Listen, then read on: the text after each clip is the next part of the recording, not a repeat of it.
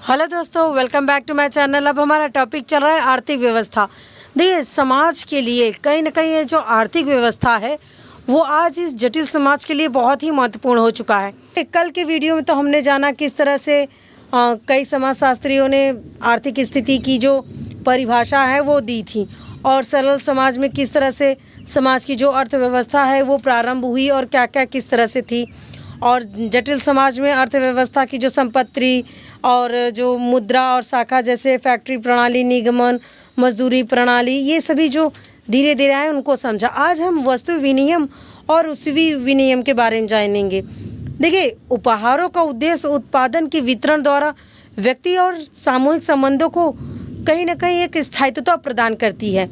अंडमानियों से लेकर विकसित समाज तक हमें हर समाज में कहीं ना कहीं उपहार की जो ये प्रथा होती है ये दिखाई देती है।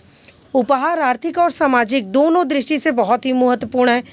एक तरफ तो ये कहीं ना कहीं सामाजिक संबंधों को और मजबूत करता है, उसमें प्रेम पैदा करता है, तो कहीं ना कहीं ये भी दर्शाता है कि किस तरह से समाज अभी एक दूसरे से जुड़ा हुआ है। तो ये उपहार देने का और लेने का जो ये प्रथा है, जनजातियों से लेके विकसित समाज तक सभी में पाए जा रहे हैं। तो इन्हें हम और अच्छी तरह से थोड़ा समझेंगे समाजशास्त्रियों द्वारा। देखिए, जो उपहार होते हैं ज़्यादातर मित्र और रिश्तेदारों के बीच में ही दिए जाते हैं, और ये उपहार जो है विवाह, मृत्यु, त्यौहार हर समय दिए जाते हैं। खास करके भारत के विषय में अगर हम जानें तो देखिए, हमारे यहाँ तो मरने पे भी कई चीज़ों का दान दिए जाते हैं, कहीं ना कहीं वो उपहार ही होता है। और ऐसा माना भी जाता है कि वो उपहार जब हम देते हैं दान के रूप में, तो वो जो व्यक्ति मरा हुआ है उससे संतुष्टि प्राप्त होती है, ऐसी मान्यताएं हैं। तो कहीं ना कहीं ये उपहार ही तो होते हैं।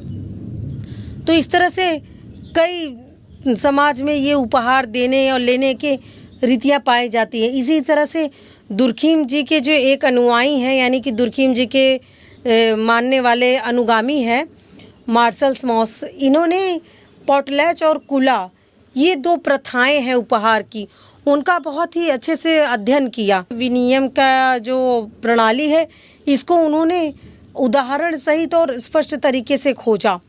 देखिए, पॉटलैच का है ये प्रथा अमेरिका के उत्तरी पश्चिमी तट की जनजातियों में, अलास्का और जो ब्रिटेन है उनमें कोलंबिया निवासियों में पाया जाता है, जो कि 4 प्रकार की जनजातियाँ होती हैं। पॉटलैच क्या होता है कि इसमें कई जनजातियाँ या आसपास के सभी लोग ये बहुत बड़ी मात्रा में एक भोज आयोजन करते हैं, और उसमें अपने यहाँ तक कि सगे संबंधियों को तो बुलाते ही हैं, अपने दुश्मनों को भी बुलाते हैं, और ये दिखावा करने की कोशिश करते हैं कि हम बहुत ही संपन्न और बहुत ही ऊंचे पद के हैं। मतलब ऐसा दिखावा होता है। उसमें खाना सबको भरपेट खिलाया भी जाता है, साथ साथ बर्बाद भी किए जाते हैं दिखावा करने के लिए। तो ये जनजातियाँ हैं जिनमें ये पाई जाती हैं, जैसे हैडा, लिंगित, सिमसियम, क्वाकवीट, ये ऐसी जनजातियां हैं जिनमें ये प्रथा पाई जाती है। और वहीं पे ये जो कुला है, कुला तो एक तरह से विनिमय की प्रथा है। कुला के द्वारा एक जनजाति दूसरे जनजाति या दूसरे द्वीप के जनजातियों को भी देती है।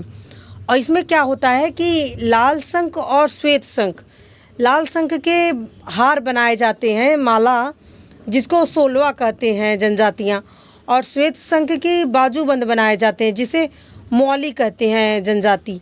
इनका आदान प्रदान करते हैं, और ये जितना ही आदान प्रदान होता है, जैसे एक जनजाति द्वारा दूसरे जनजाति को दिया जाता है। देखिए, कुला विनिमय 4 प्रकार के भी होते हैं। जैसे पहले में एक ही कुला समुदाय में विभिन्न व्यक्ति परस्पर एक दूसरे को आदान प्रदान करते हैं, कुला का विनिमय करते हैं। दूसरे में क्या आता है, 2 पड़ोसी द्वीप आपस में जो मतलब समुदाय होते हैं वो एक दूसरे को कुला के अंतर्गत जो ये भेंट है वो एक दूसरे को देते हैं।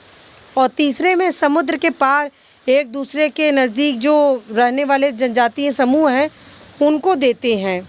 और साथ ही चौथे में तो और समुद्र के पार भी जो समुदाय और दूर रहती हैं उनसे विनिमय किया जाता है।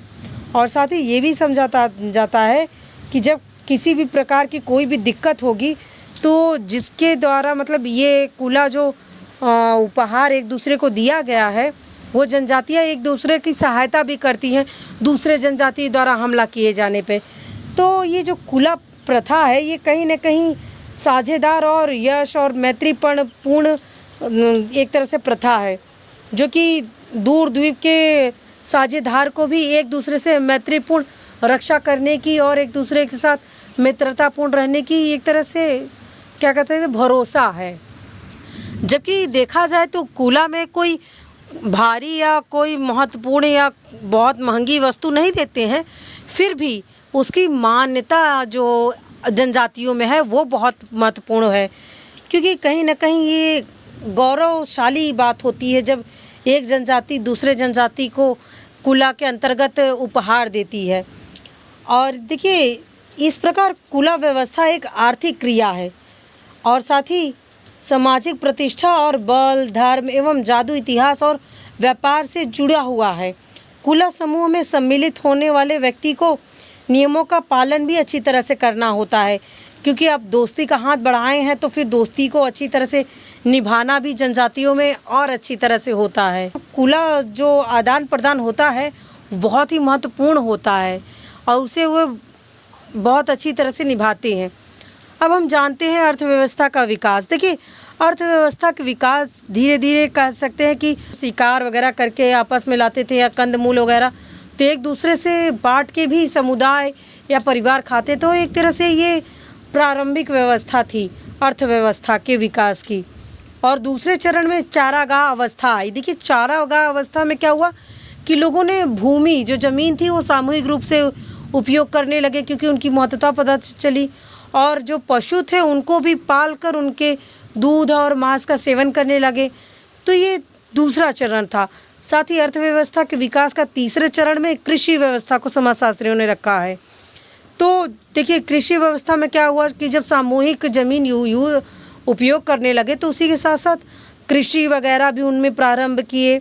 पशुओं को एक सीमित भूमि तक अपने रखना, उसे अपनी संपत्ति समझना, ये सब प्रारंभ हुआ।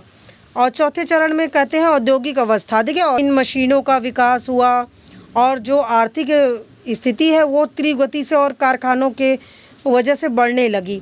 कह सकते हैं कि बैंक, शाखा, ठेका प्रणाली, श्रम विभाजन और विशेषीकरण, ये इन सभी को कहीं ना कहीं औद्योगिक अवस्था के अंतर्गत अर्थव्यवस्था का जो ये विकास हुआ बहुत ही तेज़ी से हुआ।